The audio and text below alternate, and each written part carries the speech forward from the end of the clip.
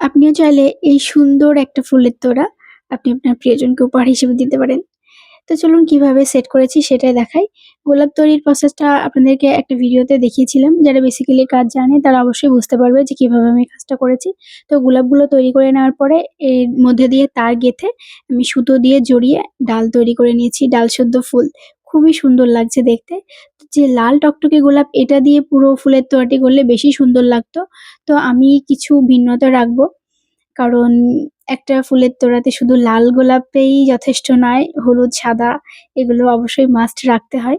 তো সুন্দর করে আমি ফুলগুলোকে থার্মোকলের মধ্যে সেট করে নিচ্ছি। খুবই সুন্দর লাগছে। কি যে সুন্দর লাগছে সামনে থেকে দেখতে জাস্ট অসাধারণ।